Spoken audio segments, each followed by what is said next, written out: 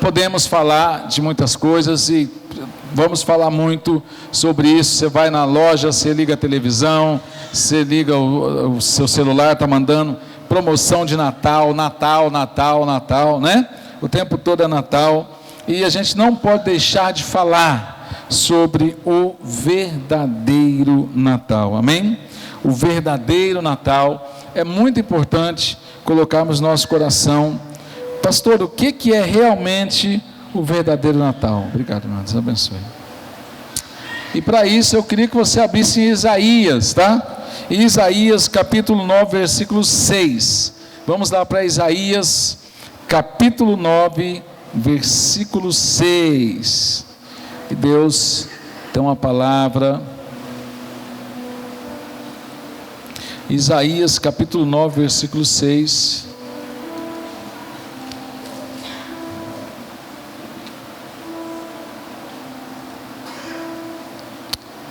Aleluias.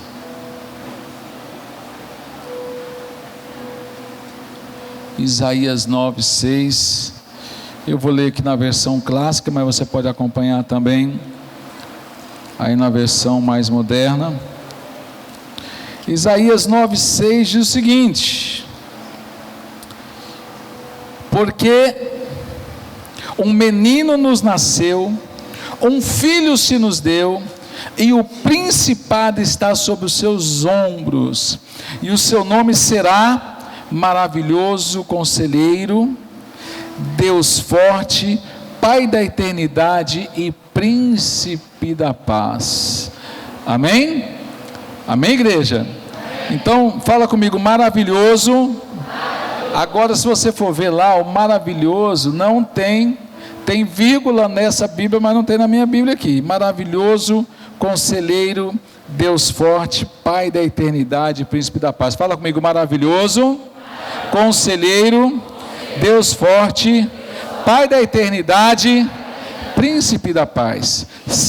Olha que interessante, são cinco adjetivos, vamos pensar dessa forma, falando sobre Cristo, sobre o nome Jesus, ao maravilhoso Conselheiro, Deus Forte, Pai da Eternidade, Príncipe da Paz. Essas 5 atitudes do caráter de Cristo, né? Podemos dizer assim, traz para o profeta Isaías praticamente 700 anos antes do acontecimento. 700 anos antes do acontecimento, antes do nascimento de Cristo, Deus, na pessoa do Espírito Santo, naquela época não descia o Espírito Santo como desce sobre nós hoje, era somente fagulhas, né? Os profetas, eles tinham um acesso muito limitado à presença do Espírito Santo, porque o Espírito Santo só desceu à terra quando Cristo veio, morreu, ressuscitou, e ele falou, ficai em Jerusalém, até que do alto vocês sejam revestidos do poder. Então, quando acontece isso, o Espírito Santo não estava na terra, o Espírito Santo estava na glória com o Pai. Mas essas fagulhas do Espírito Santo trazia a revelação aos profetas, trazia a revelação aos homens de Deus do que era. E aí acontece algo maravilhoso lá em Lucas, no capítulo 2, versículo 11, tá? Vai comigo lá, abre sua Bíblia, Lucas capítulo 2, versículo 11. Se cumpre esse momento, lá em Lucas capítulo 2, versículo 11, claramente do que Deus quer para a nossa vida nessa noite.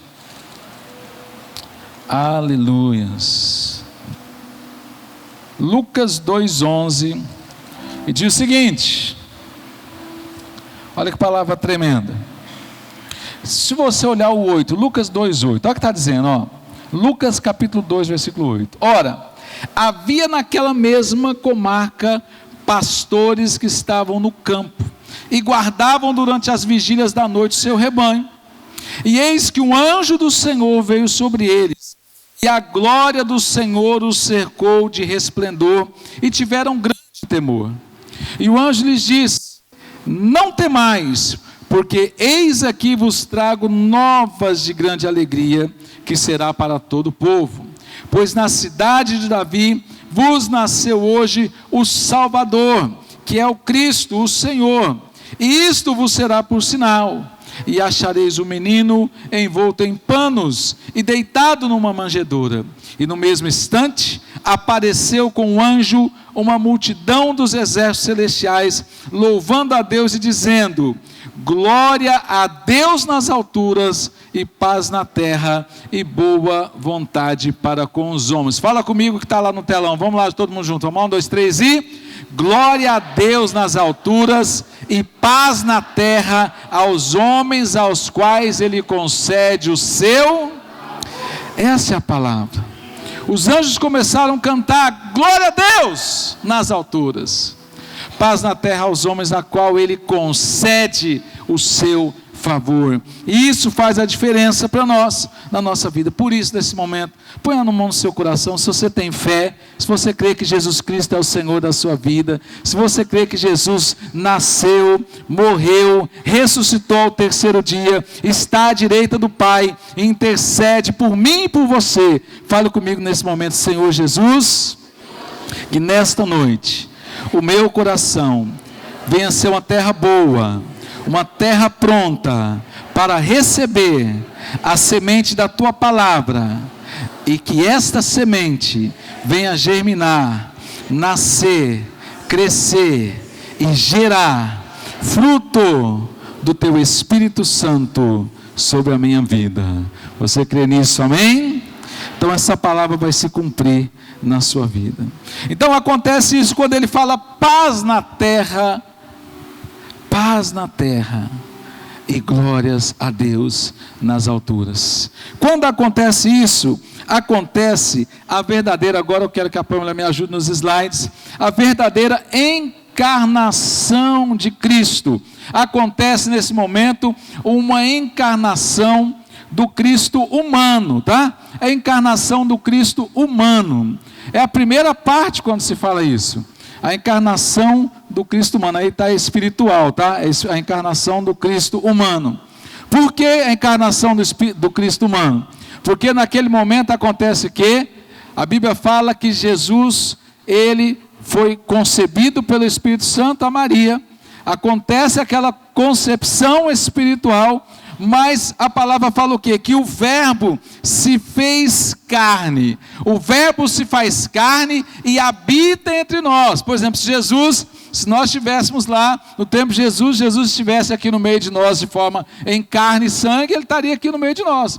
É uma pessoa que estaria aqui no meio das outras. Era um no meio de 1 milhão. É quando o verbo se faz carne. Então a primeira coisa é a encarnação de Cristo como homem. O verbo se fez carne e habitou entre nós. Olha lá João capítulo 1, lá o Evangelho de João, capítulo 1, versículo 14. Olha lá o que é que diz João capítulo 1, versículo 14. Olha lá que bênção, está dizendo o seguinte, olha lá.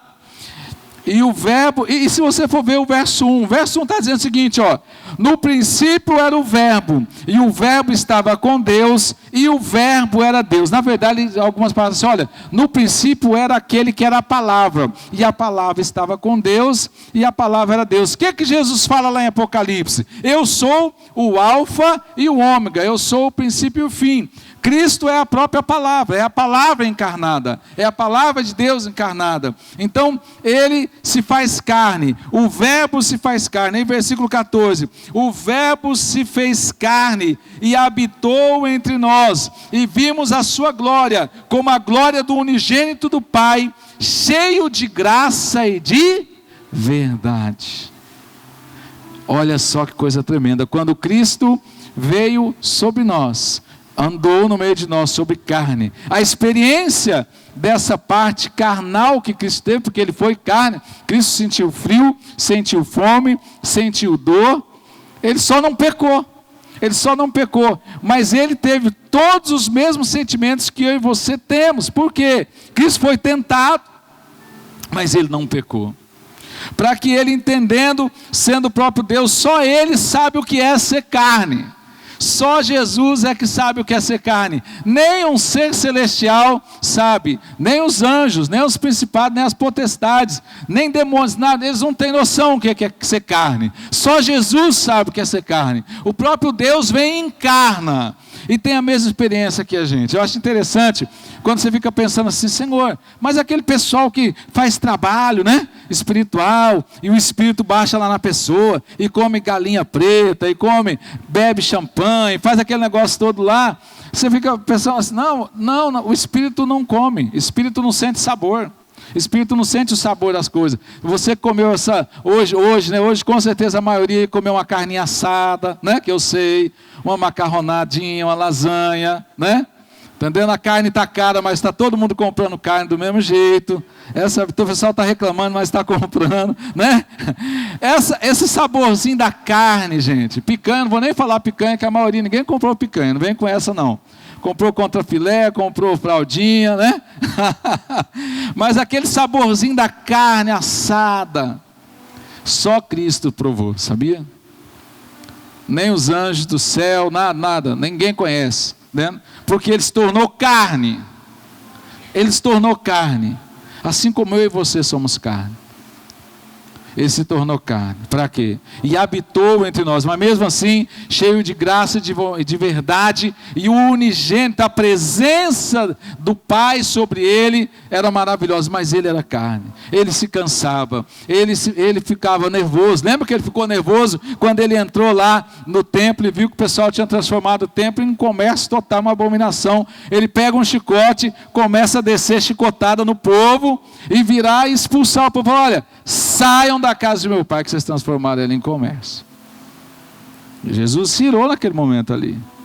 A carne ira. Quantos de vocês, né? Ireis, mas não pequeis, né? Ira, tristeza, abandono. Jesus se sentiu abandonado. Lembra quando ele estava lá no jardim do Getsêmani?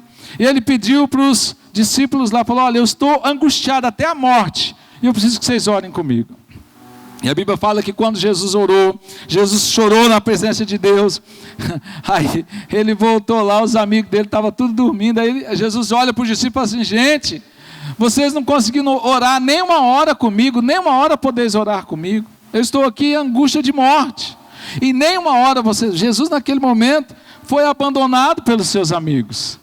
Jesus também sentiu a carne dele, a tristeza do abandono, de ser abandonado pelos amigos, de ser traído por aquela pessoa que convive junto com você o tempo todo.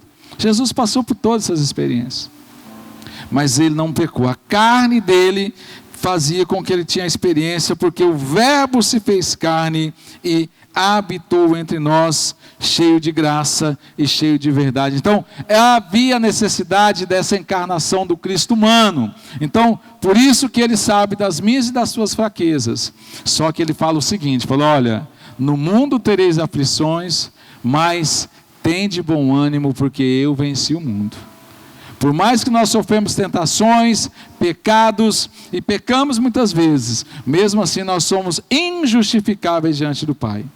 Porque o próprio Jesus, nos conhecendo, nos sabendo, fala claramente que nenhum de nós somos tentados além das nossas fraquezas. Nós nunca vamos poder falar para Deus, Senhor, eu pequei, mas foi mais forte que eu.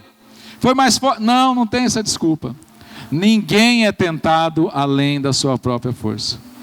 Ninguém é tentado. A palavra de Deus lá em Tiago fala sobre isso. Mas esse Cristo encarnado, o Verbo se faz carne, e acontece o grande momento, quando a palavra se cumpre, e um menino vos nasceu, e um filho se nos deu, e o seu nome será maravilhoso, conselheiro, Deus forte, Pai da eternidade e príncipe da paz. A essência de Cristo encarnada no meio dos homens, padecendo junto com os homens, até chegar à morte de cruz. Mas o Natal é isso, traz essa experiência de Cristo do seu nascimento. A segunda e importante parte, acontece outra encarnação, aí sim, a encarnação do Cristo espiritual. Fala comigo, a encarnação do Cristo espiritual. Pastor, como que foi antes o Cristo carnal, agora o Cristo espiritual? Sim, por quê? Era o Cristo que se fez carne. Agora não, agora é diferente. Agora é o Cristo que, como diz, vem sobre a nossa carne, vem sobre o nosso espírito. Então, agora é o Cristo sobre nós. É o Cristo sobre... não está certo? Vamos lá, olha lá em Colossenses 1:27. Abra a sua Bíblia lá, Colossenses 1:27. Olha o que está dizendo lá em Colossenses 1:27. Claramente. Colossenses 1:27. Quem achou, diga amém. E diz o seguinte: aos quais Deus quis fazer conhecer quais são as riquezas da glória desse mistério entre os gentios, que é Cristo. Mas ele fala assim, que é Cristo o quê? Cristo em vocês, a esperança da glória. Quando está falando Cristo em você, você olha, eu estou agora vendo Cristo em vocês. Então, antes era o Cristo encarnado da forma humana, agora é um Cristo encarnado da forma espiritual. É quase impossível uma pessoa que está cheia da presença e da pessoa de Jesus na vida dele e não ser notada. Você lembra da história da irmã que aceitou Jesus? Só que lá onde o departamento que ela trabalhava, a empresa tinha muita gente, e ela tinha vergonha de falar. Quando o pastor fez o apelo, ela foi, aceitou Jesus chorando, né? Teve uma experiência pessoal com Deus, mas ela falou, meu Deus, como é que eu vou chegar lá na minha empresa e falar que agora eu sou crente? Porque a gente tira sarro de crente, fala mal de pastor. O que eu vou falar para as minhas amigas lá do escritório? Não tem jeito. E aí ela foi, levantou cedo e foi para o trabalho. Essa é uma jovem que eu acompanhei ela um bom tempo. E aí ela contando depois para nós a experiência. E aí disse que ela chegou no trabalho. Bom dia, todo mundo, bom dia. Tá bom, tá bom. Aí uma chegou, bom dia, tá tudo bem com você? Ela falou, tá. Aí passa outra. Tá tudo bem com você? Falando, tá. Aí passa outra pessoa. Falando, você tá bem? Gente, eu estou bem, está tudo bem. Assim, não aconteceu nada com você esse final de semana? As amigas dela falando, não aconteceu nada. Aí veio outro e falou assim, tem alguma coisa errada com você? Tem alguma coisa errada com você? Ela falou, não gente, não tem nada errado, eu estou bem. Assim, mas... Aí ela falou assim, não, o que vocês estão vendo em mim? Já que vocês estão vendo que eu estou com alguma coisa errada, fala então, o que vocês estão vendo em mim? Aí as amigas dela falaram assim, você parece que tem alguma coisa de Deus em você. Parece que tem alguma coisa de Deus. A gente parece que está vendo Deus em você. Quando as amigas dela começaram a falar isso, aquela moça começou a chorar. E falou assim, olha, eu recebi esse final de semana Jesus como único e suficiente Salvador da minha vida. E a minha vida agora não vai ser mais a mesma. Quando a gente está com Deus dentro de nós, quando Jesus está em nós, não tem como a gente esconder. Não tem como esconder. Por isso que eu estou falando, o Cristo primeiro que foi encarnado e depois ele veio em forma espiritual sobre a nossa carne, sobre a nossa vida. Por isso muitas vezes as pessoas ficam olhando para você, perguntam se você é crente. Quem sabe você está até desviado, né? Está até desviado. E a pessoa vem, rapaz, você é crente? Você fala, não sou crente não. Aí a pessoa fala, rapaz, você tem uma cara de crente. E o Espírito Santo está falando com você para você voltar. E você está teimando, porque você não quer voltar pelo amor. E se você não voltar pelo amor, se prepara que você vai ter que voltar pela dor. Quando Cristo, esse Cristo, no nosso espírito, na nossa carne, vem... É o Cristo espiritual sobre nós. Não tem como nós fugirmos dessa experiência, né? Da encarnação do Cristo espiritual. Ele nasce dentro de nós e cresce dentro de nós, e muitas vezes também ele diminui dentro de nós. Sabia disso? Vai depender de cada um, porque a experiência do nascimento é a primeira experiência. Mas se você pega uma criança que nasce, se você não cuida, se você não nutre, se você não vacina, se você não zela, essa criança vai definhando, essa criança vai enfraquecendo, e essa criança pode chegar até a morte. Ou então pode ser uma criança que vai ficar na inanição, não cresce, não desenvolve. É verdade. A nossa vida espiritual com Cristo é a mesma coisa. Nós muitas vezes até deixamos Cristo nascer em nós, mas a gente não cuida dessa vida espiritual, a gente não nutre ela, a gente não faz as vacinas, a gente não regenera a nossa vida, nosso voto diante de Deus, a gente vai deixando de novo a mágoa, o pecado, e aí a gente vai matando Cristo dentro de nós de novo. esse Cristo encarnado em nós, o Cristo espiritual sobre a nossa vida tem que fazer a diferença. Olha lá comigo em João capítulo 15, versículo 4. João 15, 4 fala um negócio muito interessante. Ele fala o seguinte, que eu e você temos que estar ligados, e o próprio Jesus que confirma isso de novo. Quem confirma isso é o próprio Jesus, quando ele fala lá em João capítulo 15, versículo 4, fala claramente o seguinte, olha lá: estai em mim e eu em vós, como a vara de si mesma não pode dar o fruto, se não tiver a videira, assim também vós, se não estiverdes em mim. Ele está falando o seguinte, quando ele fala, olha, eu sou a videira verdadeira, meu pai é que cuida dessa videira, mas ele fala o seguinte: se você está em mim e eu em você, a presença da glória de Deus virá sobre a sua vida. É isso que ele está falando. Olha Jesus falando para o discípulo: olha, você tem que estar em mim e eu tenho que estar em você. Uma ligação verdadeiramente espiritual, onde a carne é visitada pelo Espírito e pela pessoa de Cristo. Então, esse nascimento que começa lá quando Jesus é encarnado, depois ele passa para a próxima etapa, ele continua nascendo dentro de nós. E ele mesmo falou: olha, estais em vós, aquele que está em mim, eu estou nele, o Pai está em mim. Por isso que João pergunta: Senhor, mostra-nos o Pai. Quando Pedro fala assim: por que vocês querem ver o Pai, sendo que o Pai sempre esteve convosco? Porque eu estou convosco, porque eu sou ligado ao meu Pai. Por isso que a experiência daquela jovem, que estava cheia de Deus, mas com vergonha de dizer, as pessoas chegaram e falaram: olha, tem algo diferente na nossa vida. Quando a nossa carne está com Deus, quando o nosso coração, nosso espírito está com Deus, algo diferente acontece, não tem para onde correr. Amém? O nascimento de Cristo faz com que isso aconteça. O verdadeiro Natal, por mais que exista uma festa, né, uma festa do comércio em si, que virou uma cultura para vender, né? Hoje praticamente o Natal é uma festa muito mais cultural e comercial do que religiosa, né? A religião ainda vai continuar, a forma religiosa vai continuar, porque não adianta, né?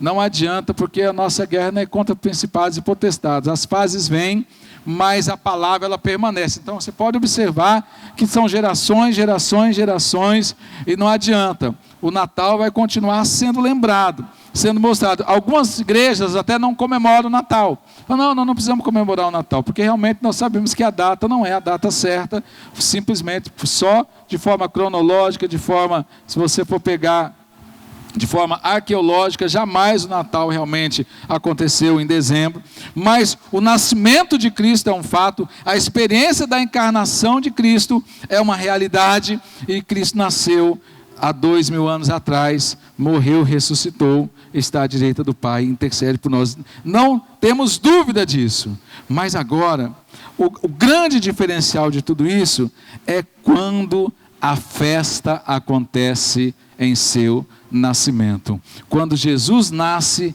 há festa. Fala comigo: quando Jesus nasce, tem que ter festa. Você sabia disso? Quando Jesus nasce, tem que ter festa.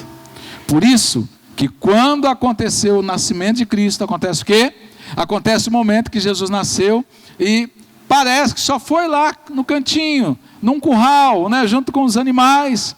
Só que não acontece isso. Aparecem os anjos, né? Aparecem os anjos aos pastores e falam: olha, hoje na cidade de Belém vos nasceu aquele que é o Salvador do mundo, aquele que há de vir, aquele que é o Rei dos Reis, Senhor dos Senhores. Aí abrem-se os olhos espirituais dos pastores, e os pastores começam a ver milhares e milhares e milhares de anjos celebrando. Festa no céu, porque Jesus nasceu. Festa no céu, onde os anjos cantavam e diziam: glória a Deus nas alturas e paz na terra aos homens de boa vontade, aos homens que são abençoados por esta palavra.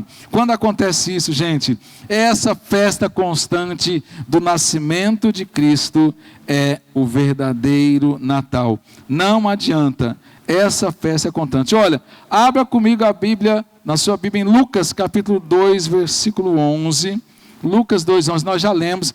Em vez de Lucas 2:11, vamos para Lucas capítulo 15, versículos 7 e 10. Lucas capítulo 15, versículos 7 e 10. Olha que palavra tremenda. Essa festa que tem que acontecer, ela é uma festa constante. E se eu vou revelar para você agora que essa festa não é só constante, essa festa ela já é permanente. Essa festa já é permanente, ela já não parou mais. Estão pensando que o Natal parou? O Natal não para mais. O Natal é permanente. O Natal só vai parar no final de todas as coisas, mas aí já não vai ser. Já é a festa celestial, a festa eterna, a festa daqueles que foram julgados, foram julgados no trono branco, a festa daqueles que subiram no arrebatamento da igreja, aqueles que desceram, venceram, quando se fala haverá um novo céu e nova terra, as coisas velhas passaram, eis que tudo se fez novo, as bodas do Cordeiro que vai acontecer, já é a festa eterna, não vai ter mais essa festa do Natal, mas enquanto não se finaliza todas as coisas, essa grande festa constante do nascimento de Cristo vai acontecer. Olha o que diz lá em Lucas capítulo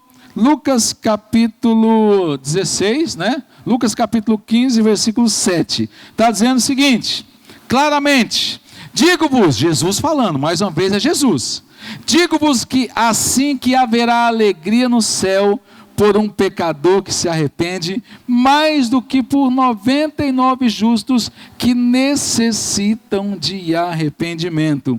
Mas aí, ele fala no versículo 10, e assim vos digo que a alegria diante dos anjos de Deus, por um pecador que se arrepende. Gente, então, qual é o grande segredo desse aí?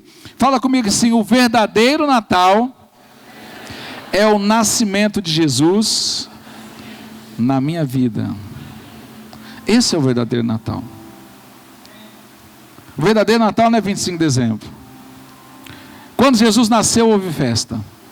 Quando Jesus nasceu, os anjos entraram em grande festa. Só que aí acontece o seguinte, o próprio Jesus falou, todo pecador que se arrepende, há festa no céu.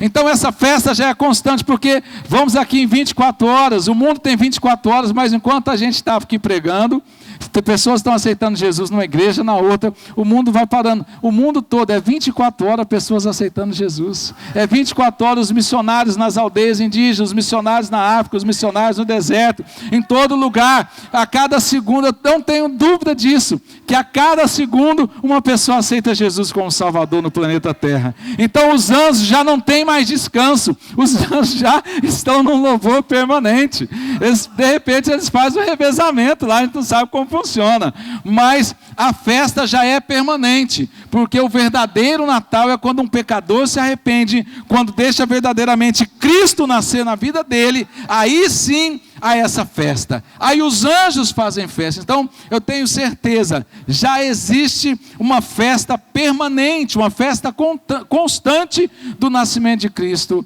nas mansões celestiais, eu não tenho dúvida disso, então esse Natal que a gente isso que eu estou falando para vocês, inclusive vou fazer um desafio para você agora, eu vou fazer com a minha família lá, nós vamos fazer esse desafio também, no Natal agora, e Ano Novo também, se puder alguma coisa assim com a família, vamos fazer um desafio, nós vamos levar a caixinha lá, não precisa da caixinha, mas nós vamos fazer um cata do celular de todo mundo, tá?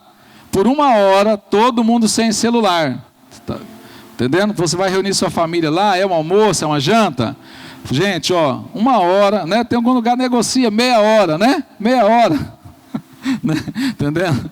Mas mais de meia hora, todo mundo sem celular por 1 hora, família reunida, por quê? Sabe para quê? Para o pessoal se conversar. Ah, não, aqui guarda esse celular, vamos guardar o celular, todo mundo, deixa quietinho o celular, nós vamos ficar 1 hora conversando entre a gente, porque irmãos, é todo mundo desejando Feliz Natal, só aqui Feliz Natal no celular, entendendo? E o Natal mesmo, o Natal não está nada, gente, o Natal não é o Natal de Jesus, é só comida, bebida, festa, muitas vezes abuso, muitas vezes a pessoa está preocupada, é com presente, é com churrasco, é com a festa, com a recepção, Jesus mesmo está em último lugar, a pessoa não está nem lembrando de Jesus, essa é a verdade. A festa constante do verdadeiro Natal é o nascimento de Jesus. Quando Jesus nasceu em mim, foi quando eu fui lá na frente, levantei minha mão. Eu me lembro, foi dia 15 de maio de 2003, acho que 2003, não, de 93. 15 de maio de 93, quando eu fui lá na frente e realmente entreguei a minha vida para Jesus Cristo. O seu Natal foi esse. O seu verdadeiro Natal foi quando você, na igreja, na célula, no encontro, no retiro, na casa de uma pessoa, você levantou suas mãos e falou: olha, eu aceito Jesus como o único e suficiente Salvador da minha vida. Esse é o verdadeiro Natal.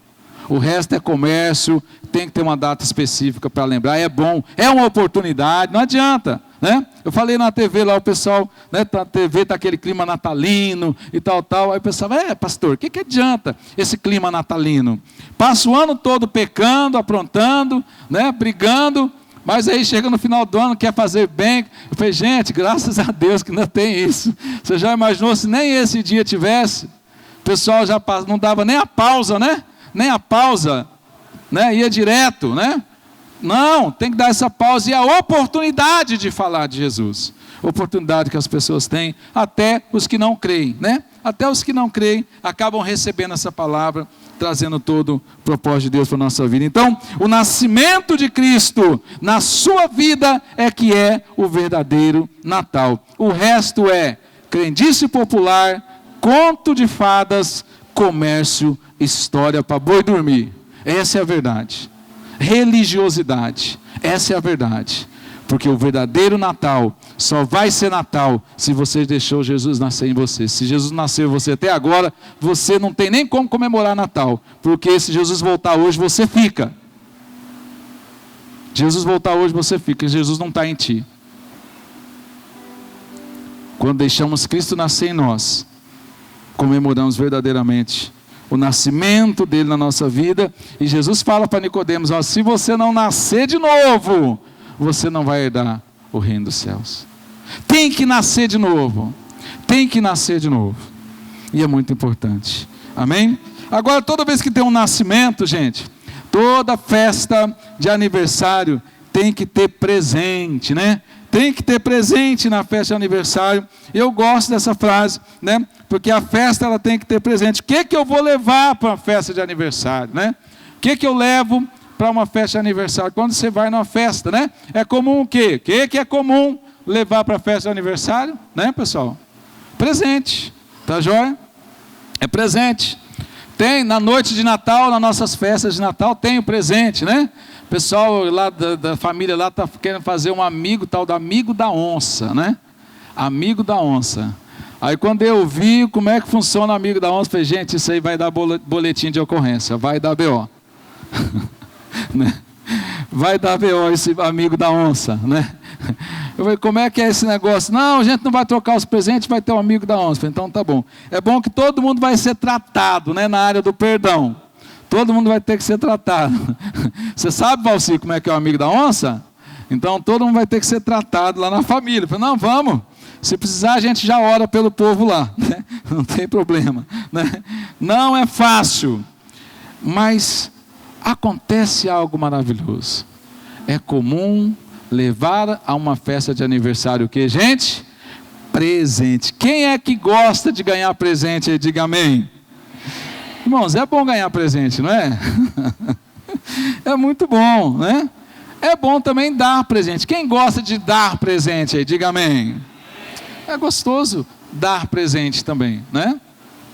Mas eu gosto dessa frase, desse momento do presente, está lá em Mateus capítulo 2, versículo 11. Olha lá comigo, Mateus capítulo 2, versículo 11. Essa palavra tem um momento muito importante, que o presente dado ao menino Jesus naquele momento ali, faz uma diferença muito grande. Quando os magos do Oriente, né, recebem a visão do céu em sonhos, eles se encontram e eles recebem a visão seguinte: aonde estiver a estrela que estiver marcando, né? Estou lembrando aqui do teatro, do Luiz Fabiano aqui, aquela vez do teatro, quando falou da estrela, a estrelinha começou a brilhar ali, né? Entendeu? Está guardada até hoje aquela estrela lá, tá? Está guardada, vamos voltar a usar ela. A estrela que leva os magos àquele lugar. Mas é interessante que naquele momento, eles chegam e, entrando na casa, acharam um menino com Maria, a sua mãe.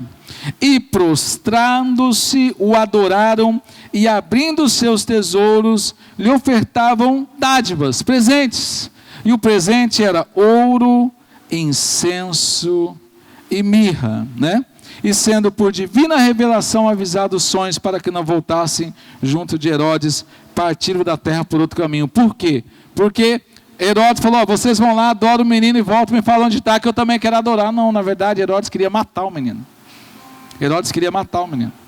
Tanto que depois que Cristo com seus pais tiveram que fugir para o Egito, Herodes matou todos os recém-nascidos daquela época em toda a Judéia e Samaria. Esquecemos disso. Nasce Jesus.